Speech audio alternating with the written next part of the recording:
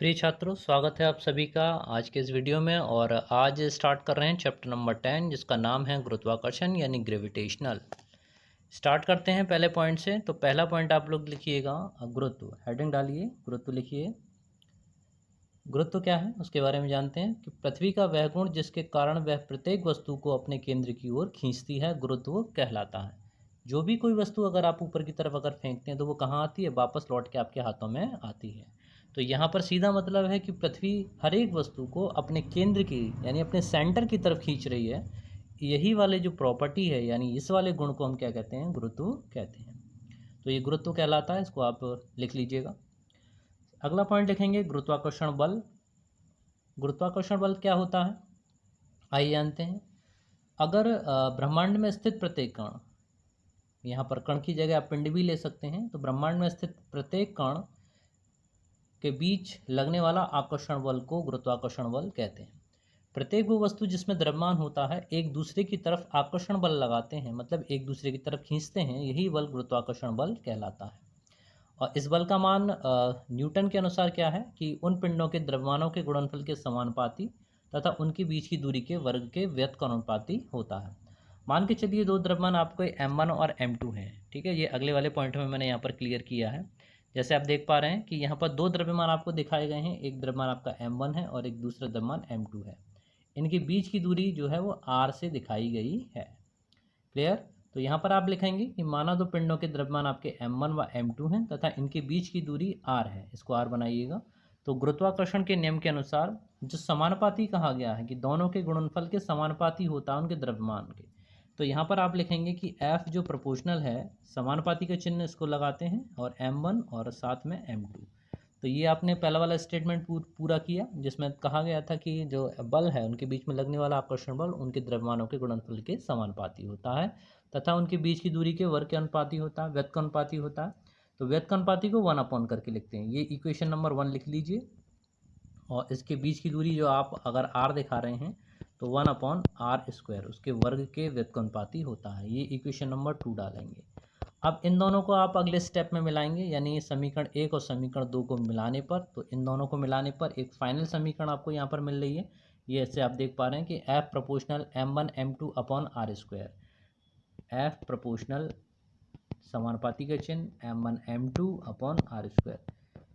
सभी छात्रों से कहना है कि राइटिंग का विशेष ध्यान रखें, अक्षर इसमें थोड़ा छोटा है, ठीक है। इस अक्षर को थोड़ा सा और सही करिए, थोड़ा सा और अक्षर सीधा रखिए, लाइन सीधी खींचिए, तब और भी सुंदर लेख आपका यहाँ पर आएगा। तो यहाँ पर ये आपने लिखा, ये वाला फैक्टर आपका पूरा हुआ। इसके बाद अब इक्वल का निशान लगाइए, F इक्वल करेंगे और एक कांस्टेंट जो यहाँ पर आएगा वो आएगा capital G m1 m2 upon r²। यहाँ पर आप इसको लिखेंगे। अब यहाँ पर जो नई चीज़ आपको दिखाई दी है वो है कैपिटल G। कैपिटल G के बारे में आइए जानते हैं। तो पहले यहाँ तक लिख के कंप्लीट कर लीजिए। और ये कैपिटल G है क्या, यहाँ पर थोड़ा सा आप उसके बारे में लिखेंगे ब्रैकेट में, जहाँ पर कैपिटल G एक समानुपाती नियतांक है जिसे रा की आवाज़ आनी चाहिए, सार्वत्रिक यूनिवर्सल ग्रेविटेशनल कांस्टेंट।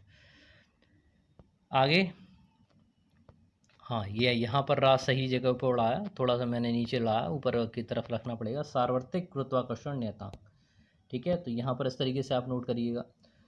अब इसकी वैल्यू को आप कैसे निकालेंगे? तो इसकी वैल्यू को निकालने के लिए F बराबर G m1 m2 upon r²। यहाँ से सबसे पहले इस कैपिटल G का मान निकालें। मतलब क्या हुआ कि r² को इधर भेजें तो मल्टीप्लाई में जाएगा, m1 m2 की तरह मल्टीप्लाई हो रहा है तो वो F के अपॉन में आएगा। इसी चीज़ को यहाँ पर देखो दिखाया गया है।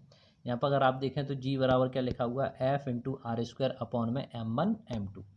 तो यहाँ पर अब करना क्या है कि m1 और m2 अगर ये दोनों पिंड 1-1 किलोग्राम द्रव्यमान के हो जाएं, जिन दोनों का मास जो है 1 kg हो जाए, इनके बीच की दूरी जो है वो 1 मीटर हो जाए, तो क्या होगा कि m1 m2 की जगह पर 1 प्लेस करोगे, r की जगह पर 1 प्लेस करोगे और उससे भाग लगाएंगे तो हमें केवल क्या रह जाएगा, f बराबर g के हमें वहाँ पर प्राप्त होगा। f इक्वल टू जी आपके पास में रह जाएगा। क्यों प्राप्त हुआ एक बार और समझ लीजिए। आपने लिखा f, r की जगह पर 1 का स्क्वायर करोगे, m1 की जगह पर भी 1 है और m2 की जगह पर भी 1 है, तो 1 का 1 में मल्टीप्लाई और 1 से डिवाइड करोगे तो वही चीज़ मिल जाएगी, केवल आपके पास बचेगा F इक्वल्स टू जी।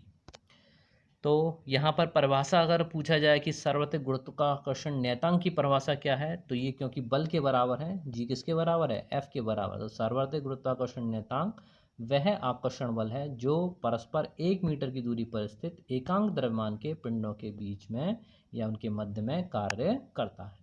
कितना मान होता है इसका मान है 6.67 6.67 इंटू 10⁻⁻11 इतना न्यूटन इंटू मीटर स्क्वायर पर किलोग्राम स्क्वायर, जो इसका मात्रक आप याद करेंगे और इसको आप लिखेंगे। और क्या होता है, ये ब्रह्मांड में नियत रहता है। नियत का मतलब कांस्टेंट है भाई, ठीक है। चंद्रमा पे चले जाओ, सूर्य पे चले जाओ, वहाँ पर स्मॉल जी बदल सकता है, स्मॉल जी चेंज हो सकता है, लेकिन capital G is constant in everywhere in our universe. अपने ब्रह्मांड में कैपिटल जी का मान नियतांक है, इसीलिए इसको सार्वत्रिक गुरुत्वाकर्षण नियतांक कहते हैं। क्लियर? आगे देखते हैं। तो अब बात हो जाए स्मॉल जी के बारे में, तो स्मॉल जी को थोड़ा सा लाइट प्रिंट हो गया है यहाँ पर, तो इसको लिखिएगा। ये वाला पॉइंट है आपका गुरुत्वीय त्वरण। गुरुत्वीय त्वरण क्या है? कोई भी वस्तु अगर आप ऊपर की तरफ फेंक रहे हैं तो पहले तो वो ऊपर जब जाती है, आपने देखा होगा उसकी स्पीड कम होती जाती है, ठीक है। जितनी ऊंचाई पे जाती जाएगी उसकी स्पीड, अगर आपने कोई वस्तु गेंद हाथ से ऊपर की तरफ फेंकी है तो वो जैसे जैसे ऊंचाई पे जाती जाएगी उसकी वेलोसिटी कम होती जाएगी। एट द हाईएस्ट हाइट, सबसे ज़्यादा ऊंचाई पे उसका वेग सबसे कम होगा, यानी ज़ीरो हो जाएगा। जब ज़ीरो होगा तब वो अधिकतम ऊंचाई पे होगी, वहाँ से वो लौटना प्रारंभ करेगी। अब इसी को यहाँ पर देखिए, जब वो फ्रीली ऊपर से गिर रही है, यानी स्वतंत्रतापूर्वक गिरने का मतलब क्या है कि उसका इनिशियल वेलोसिटी, उसका प्रारंभिक वेग क्या है? ज़ीरो है। तो पृथ्वी की ओर स्वतंत्रतापूर्वक गिरती हुई वस्तु अब जैसे जैसे वो पर सेकंड नीचे आएगी उसकी वेलोसिटी बढ़ेगी या घटेगी?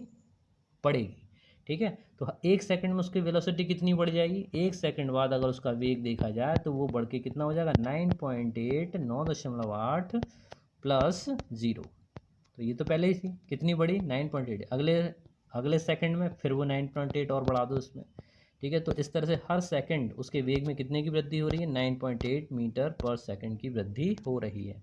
इसी वेग वृद्धि को क्या कहते हैं? गुरुत्वीय त्वरण कहते हैं। तो परिभाषा देख लीजिए ध्यान से, पृथ्वी की ओर समतापूर्वक गिरती हुई वस्तु के वेग में प्रति सेकंड होने वाली वेग वृद्धि को गुरुत्वीय त्वरण कहते हैं। किससे दिखाते हैं? स्मॉल जी से दिखाते हैं। इसका मान पृथ्वी के लिए 9.8 मीटर पर सेकंड होता है। इसका मान पृथ्वी तल से ऊपर या नीचे जाने पर दोनों दृश्य में क्या हुआ? घटेगा, कम हुआ। अगर आप एच ऊंचाई पे जाते हैं घटेगा, गहराई में जाते हैं घटेगा। केंद्र पर पूछा जाए जी का मान कितना होता है, तो जी के सेंटर पे, at the centre of earth the value of small G this is equals to zero, ठीक है। तो यहाँ पर आप स्मॉल जी बराबर ज़ीरो लिखेंगे। सेंटर पे पूछे, केंद्र पर पूछे, ज़ीरो है। इसी प्रक्रम में अगला पॉइंट देखते हैं, तो द्रव्यमान पर आते हैं। द्रव्यमान क्या है? द्रव्यमान किसी वस्तु का वह आधारभूत गुण है जिसके द्वारा उसके जड़त्व, जड़त्व की परिभाषा हम लोग देख चुके हैं प्रारंभ में, जड़त्व की माप होती है, द्रव्यमान कहलाता है। इसे किससे दिखाते हैं? स्मॉल एम से प्रदर्शित करते हैं। मात्रक इसका ऐसा ही मात्रक किलोग्राम होता है और ये सदैव नियत रहता है, बदलता नहीं है, ठीक है। हम बात कर रहे हैं किसके बारे में? स्मॉल एम के बारे में, जो आपका दिखाता है मास, MASS। यूनिट क्या होती है? किलोग्राम होती है। ऐसा ही यूनिट, वैसे तो ग्राम मिलीग्राम काफ़ी सारी हैं, लेकिन स्टैंडर्ड यूनिट आपकी अंतर्राष्ट्रीय मात्रक में आप किलोग्राम इसका यूज़ करेंगे। बात करते हैं अगले पॉइंट पे, भार। कभी कभी आप लोग द्रव्यमान और भार एक जैसा समझने लगते हैं, अलग अलग चीज़ है भाई। भार क्या है? पृथ्वी जिस बल से वस्तु को अपनी ओर खींचती है वह भार कहलाता है। और इसे किससे दिखाते हैं? इसे दिखाते हैं W से। भार W बराबर किसके होता है? M×G के होता है। क्लियर? तो इसका मान वस्तु के द्रव्यमान m और गुरुत्व त्वरण g के गुणनफल के बराबर होता है। W बराबर क्या लिखोगे? mg लिखोगे। यूनिट क्या लिखोगे? इसका मात्रक क्या होता है? न्यूटन। न्यूटन इसका मात्रक होता है। जो बल का होता है वही मात्रक W का है। भाई बल ही तो है, बस क्या है? पृथ्वी वस्तु को अपनी तरफ खींच रही है। मात्रक लगाइए, किलोग्राम इंटू मीटर पर सेकंड स्क्वायर। तो यहाँ पर ये भार को आज आपने यहाँ पर समझा अच्छे से। अब बात करते हैं, काफ़ी इंपॉर्टेंट है ये वाला टर्म, गुरुत्व स्मॉल जी और गुरुत्वाकर्षण नियतांक कैपिटल जी में संबंध क्या होता है भाई। तो यहाँ पर संबंध जानने से पहले हम लोगों को देखना पड़ेगा कि कोई भी वस्तु, आप मान के चलिए कोई m द्रव्यमान की वस्तु है और वो पृथ्वी, ये मान के चलिए पृथ्वी का द्रव्यमान है me और इसके ऊपर कोई वस्तु रखी है m द्रव्यमान की, ये वस्तु हो गई भी, ठीक है। तो यहाँ पर इन दोनों के बारे में पहले आप लिखिए कि माना किसी वस्तु, यहाँ पर हेडिंग डालिए पहले, गुरुत्व त्वरण स्मॉल जी तथा गुरुत्वाकर्षण नियतांक कैपिटल जी में संबंध। अंडरलाइन कर दिया करिए, ब्लैक पेन से अंडरलाइन करा करें। फॉन्ट को, जो आप हेडिंग डालते हो उसका फॉन्ट, उसका साइज थोड़ा सा बड़ा रखा करें, ठीक है। अब आइए डेफिनेशन, नीचे डेरिवेशन पे। तो इस समय आपको स्मॉल जी और कैपिटल जी में संबंध बताना है, इनके बीच, इनके द्वारा कौन सा फॉर्मूला बनता है। तो फार्मूला बनाने के लिए पहले भूमिका बनानी पड़ेगी। भूमिका ये है कि माना किसी वस्तु का द्रव्यमान m, पृथ्वी का द्रव्यमान me तथा पृथ्वी की त्रिज्या re हो, तब वस्तु तथा पृथ्वी के बीच लगने वाला गुरुत्वाकर्षण बल F बराबर GMEM अपॉन RE² होगा। ये क्या किया, अभी ऊपर आपने फॉर्मूला देखा था F बराबर GM1M2 अपॉन R², उसी फॉर्मूले का यहाँ पर प्रयोग है। कैसे प्रयोग है वो देखिए, एक M1 की जगह पर हमने पृथ्वी का द्रव्यमान ले लिया me, दूसरे M2 की जगह पर दूसरा द्रव्यमान लिया m, और इनके बीच की दूरी पृथ्वी की त्रिज्या के बराबर ली जाएगी RE², क्योंकि सारा द्रव्यमान सेंटर पर निहित होता है, केंद्र पर माना जाता है, तो दूरी केंद्र से नापेंगे, तो R की जगह पर RE², यही तो लिखा है। देखिए समीकरण नंबर 1, तो ये वाला समीकरण आपकी समझ में आ गया। अब यदि पृथ्वी का गुरुत्व त्वरण स्मॉल जी हो तो उसका भार कितना होगा, भार का मतलब गुरुत्व बल, तो यहाँ पर सिर्फ W को F से रिप्रेजेंट कर दिया, W बराबर किसके, mg के। समीकरण नंबर 2 आपके पास में आ गया, दोनों ही बल को रिप्रेजेंट करते हैं, ये भी बल है ये भी बल है, तो यहाँ पर क्या करें, दोनों इक्वेशंस को बराबर कर दो, इक्वल कर दो 1 और 2, ठीक है। तो यहाँ पर दोनों को बराबर किए, दोनों तरफ से स्मॉल m कैंसिल होगा और स्मॉल जी आपके पास में बचेगा, स्मॉल जी बराबर GME अपॉन RE²। बहुत ही इंपॉर्टेंट फार्मूला है, आप जब फर्स्ट ईयर और 12th में आएंगे तब भी ये फार्मूला आपके हमेशा काम आएगा, तो उसको कभी भी भूलिएगा नहीं, ठीक है। तो आज के इस वीडियो में यहीं तक विराम कराता हूँ, यहीं तक रुकिए और फिर नेक्स्ट वीडियो में मिलते हैं, तब तक जय हिंद जय भारत, पढ़ते रहो बढ़ते रहो, धन्यवाद।